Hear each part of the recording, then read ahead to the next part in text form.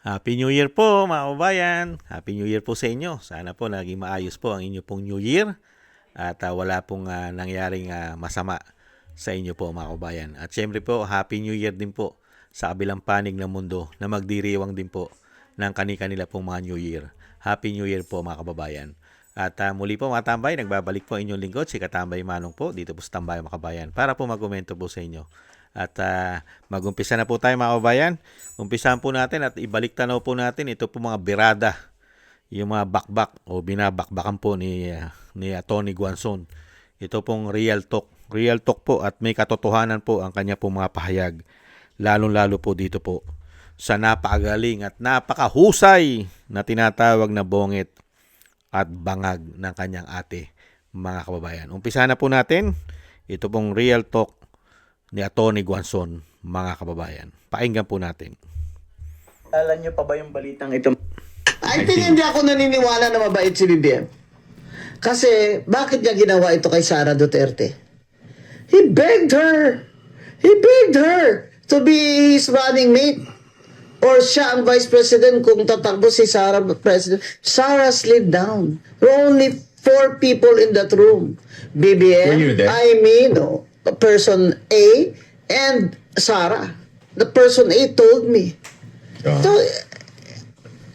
pinagbigyan ka na without even conditions kung kanino yung secretary of ganito, portfolio akin, ganyan. Wala daw demand si Sara Duterte.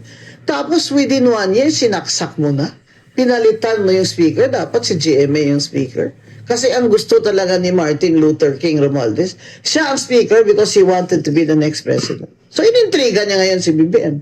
Na yan si Sara, sasaksakin ka niya, she's gonna topple you. Hello, kung gusto siyang itapol ni Sara, why didn't she just run in the first place for president? Nandun na yun sa kanya, na silver, golden platter. Kasi lang, pag alam mo, pag nagko-cocaine, napapraning. Paranoia. Yeah, paranoia is really a symptom Anong mga of signs na cocaine anong mga addiction. signs na nagko-cocaine si BBM? With apologies to those who have Tourette syndrome na mga PWD. Oh. Tingnan to, Joe. Ah. Diba, I became famous nung kampanya, may hawak akong Coca-Cola. Umiinom ako, tapos gumagalaw yung Joe. That's cocaine, Joe. Kita mo yung gritting of the teeth. Nag-grit yung teeth. That's cocaine. Di ba? Tsaka, kita mo naman yung itsura. Nag-start nito, nung senador siya, I met him eh. Oh, makinis pa siya noon and everything. Hindi siya ganyan. Hindi ganyan tsura niya. Pero ngayon talagang eye bags and nagme-makeup na si BBM ngayon. Nakita mo. May foundation na siya. He goes out every day reporting to us kung how much is the price of rice, how much is that. Oh. Very soon, BBM will be reporting to you kung ano ang state of the traffic. Paactive. Ginawa niyo naman reporter ang presidente niya. Papira naman kayo, Auntie Claire. Ba't ka naman ganyan? Pero ang sabi nila, they blame the wife, si Lam, dito sa mga nangyayari.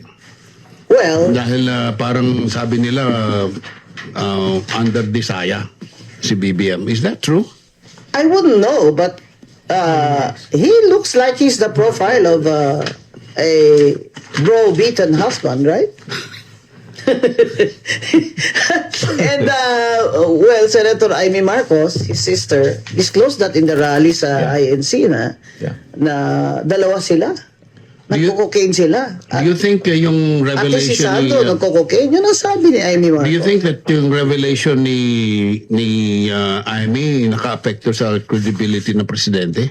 Yung reputation ng Oh, yeah. I first think couple? Amy's revelation put a period on everything, lahat ng mga questions sa ulo ng mga tao who care about our country. Natuldukan na parang, yun na.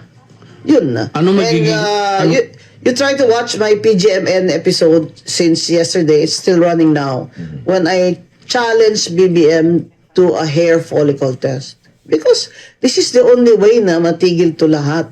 Sabihin lang, Take the test. ba't ayaw niya mag-test mo? Anong magiging effect nito sa presidency ni BBM? Yung revelation ni Amy. Then people will be more convinced na talagang he has very poor decision-making skills because he is addicted to cocaine. Not only because he has no proper education. No degree. It's okay, if you don't have a degree, basta hindi ka nagsinungaling. Ha? Pero siya kasi, nagsinungaling siya. Na wala naman pala siya diploma. So, itong mga revelations ni Amy ay shows na si BBM is an unreliable leader. Because he is addicted to cocaine. What kind of decisions is he making? Which proves to you na in the last 3 years, yun na nga. Yung mga decisions niya, palpak, failure. Kaya tayo, we are in this state. Pero mo ba naman, awayin mo ba naman yung China dun sa ASEAN?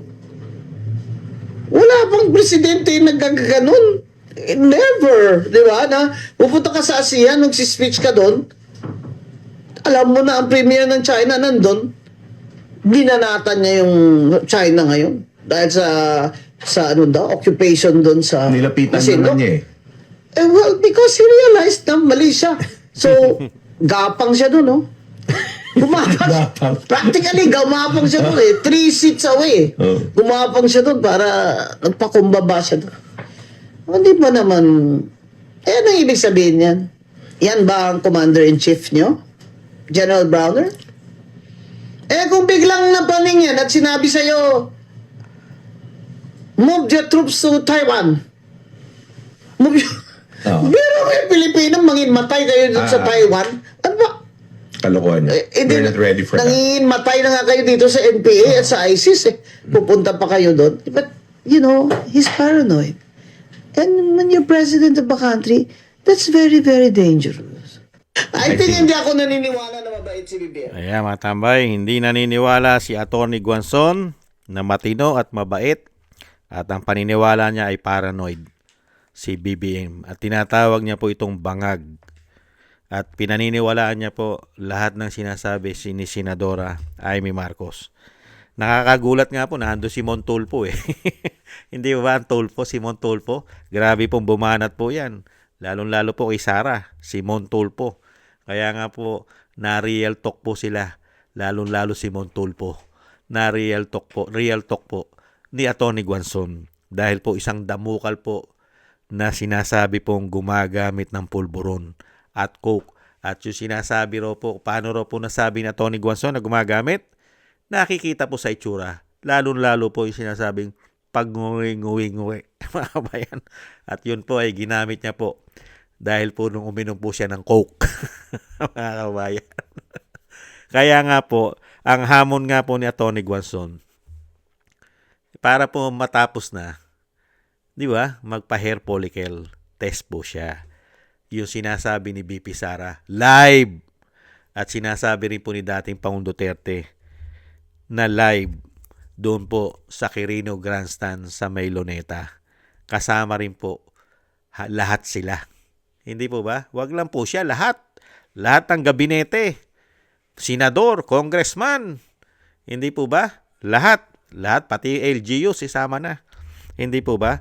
Ang hirap nga lang po kasi mga kabayan kasi hindi po na isa batas. Wala po kasing batas para po ito ay sundin nila. Kaya po hindi nga sinusunod dahil walang batas. Di po ba? Pero tigas naman po ang tanggi dyan ni Auntie Claire Hindi po ba? Kaya nga po ginawa nilang reporter si PBBM Reporter na lang, tagapagbalita. Mga kabayan. At napakarami pong kapalpakan ang ginagawa po ni Bongit sa bansa. Pati po yung sinasabing sa China. Nakita niyo po?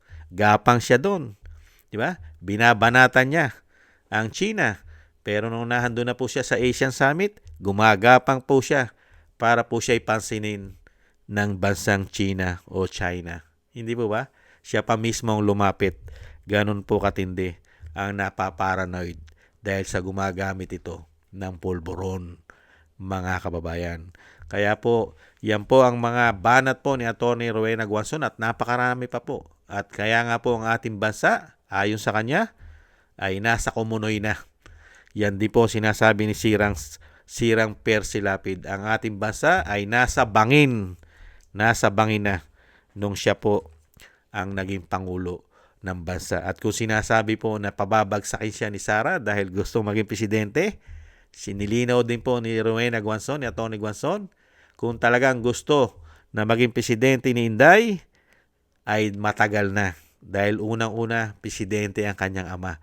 Nasa kanila lahat ng makinarya. At syempre, napaka-popular po ng kanyang ama. Hindi po ba? 80+% ang approval at trust rating nito magmula nung siya ay nag-umpisa at bumaba sa kapangyarihan. Hindi po ba? At napakabait po ng Vice President. Sinamahan po siya nang wala man lang po itong ibinigay na deal. Walang deal eh. Gusto niya maging ganito.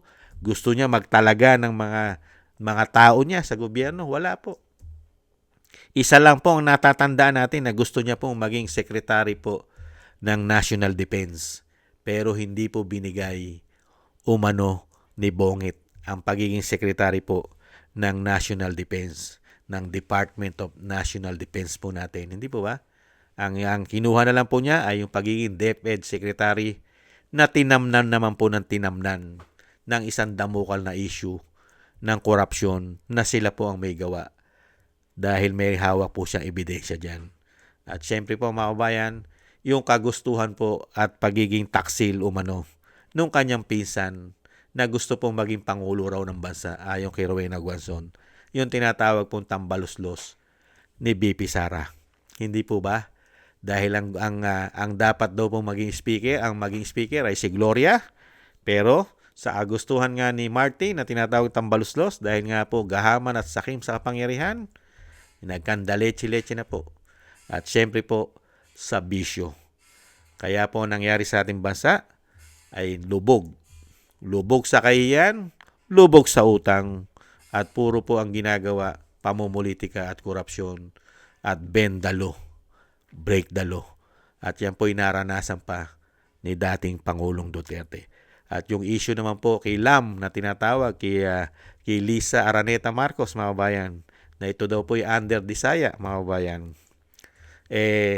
Makikita nyo naman po, mga kabayan, kung ano po ang estilo ni Bongbong Marcos. Kung siya po ba talaga ay under Disaya? Hindi po ba? Sana po, mga kabayan, ito pong pagpasok ng taon, sana po ang ating pong mga kahilingan, majority ng ating kahilingan ay mabago na po. Sana ang ating bansa, lalong-lalo po sa mga pinagagawa po nila na mga kademonyohan po na mahigit 3 taon. Mabago na po at maiayos mong muli ang ating bansa sa pagkakapunta po sa basura at sa bangin. Thank you po mga kabayan. Maraming salamat po at Happy New Year po sa inyo. Ingat-ingat po kayo. At thank you po sa loob po na 1 taon na sinamahan nyo po ang inyong lingkod. Maraming salamat po. Mabuhay po kayo. Bye-bye.